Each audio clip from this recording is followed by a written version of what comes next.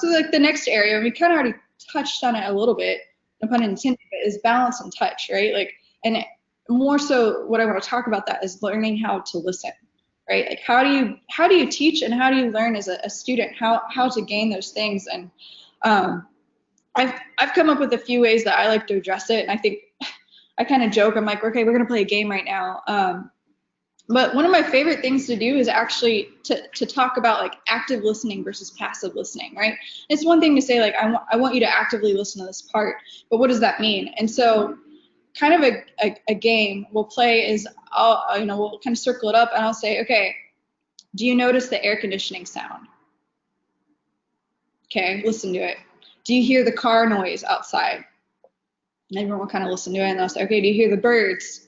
And you'll find like your ears will feel like a little more open and you'll be listening for those specific things that had been in the background the whole time, right? And you were maybe subconsciously aware of them, but you weren't actively listening for them. You weren't purposely listening for them.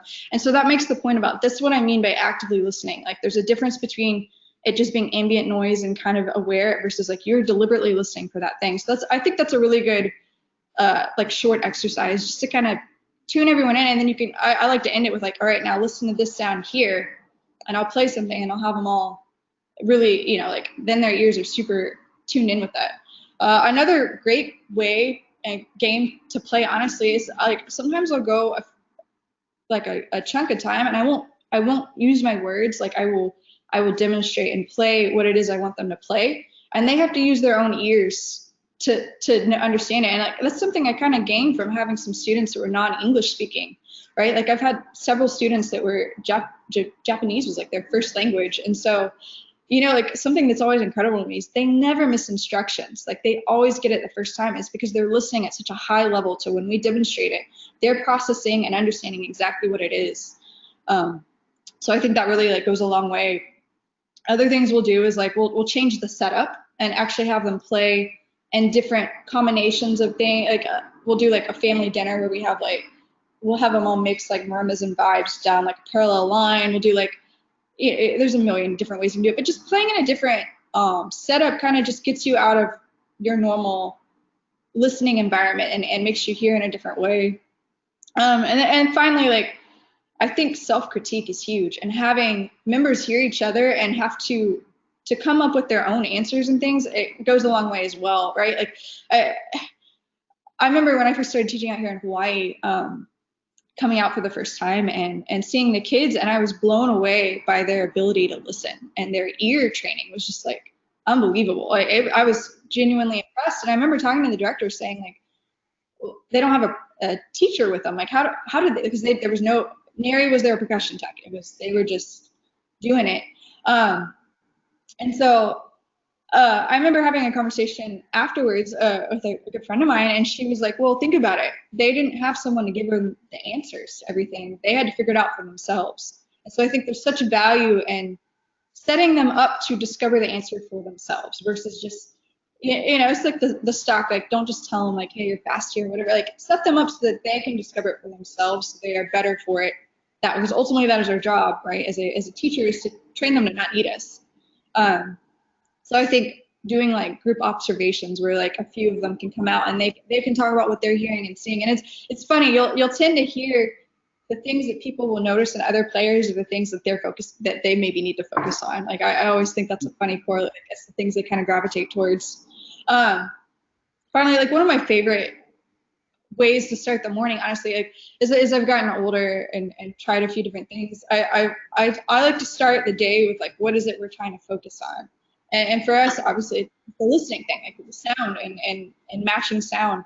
So I've kind of come up with a few ways to do this, but a pretty basic one is to actually get on like 1 or 2 marimbas and have one player start, and they can play any touch, any dynamic, any rhythm, any tempo they want. They just have to pick.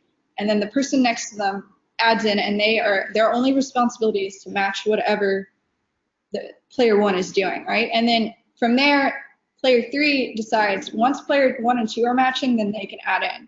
And so then it really puts the responsibility on everyone to really decide for themselves, are they matching, and am I matching those that had come before me? And I think it's kind of a cool way. You'll see like it move around, and then we've done variations on it where it's like, okay, this time I want you to come up with like maybe a two or three note like improvised motive, and then the next person has to pick one aspect of that. Like say if you're going da da da da da da da da and you're playing two notes, the next person can go the opposite da da da da da da, and just like pick one element from what they're doing and improvise your own little idea, and then it turns into this really cool thing, and everyone's kind of communicating without like the confines of like, this is just like we're going to practice the music and get that. It's if you're listening and interacting, just like you and I would have a conversation, right? Where we're responding in the moment. And I think that's a great skill to just kind of really get their ears aware and tuned in. And then you'll find when you go back into like your normal setup, it just like, it will have a level of clarity that maybe previously wasn't there.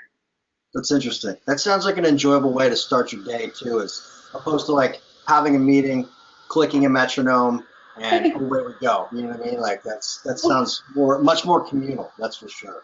We do have a morning meeting, I should say. Yeah.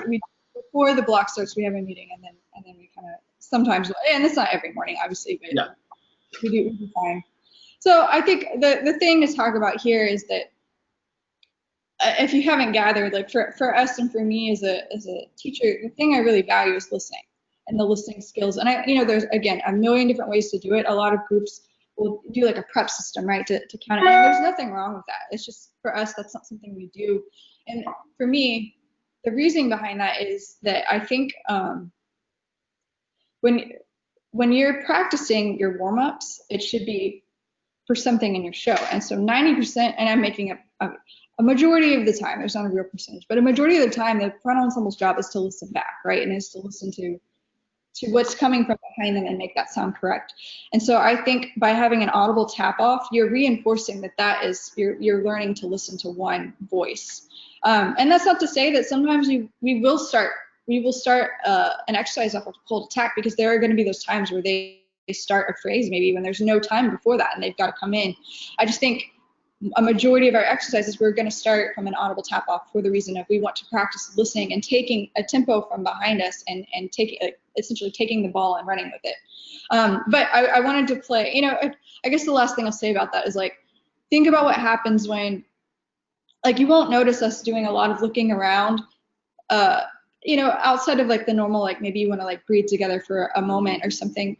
But it's to me, it's like being in a dark room, right? The second you turn the lights out and you lose that ability to see, your ears awareness just like goes crazy. Like you hear every little thing. And I think sometimes when you listen with your eyes, it can take away from some of the detail that you would hear otherwise if you're solely relying on your ears. So I really emphasize the ear listening first above watching. And then in those instances where maybe you do need the added element of watching, then that's when we add it.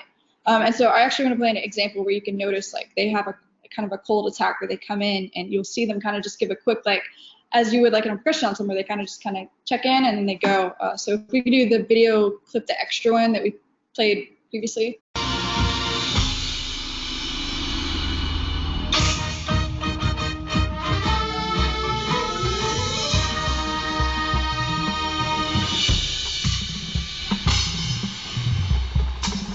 So, you can see like the quick, it's just like a subtle moment.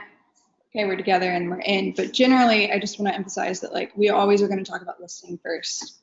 Find the entire schedule for the DCI Summer of Learning webinar series at marchingartseducation.com/DCI 2020.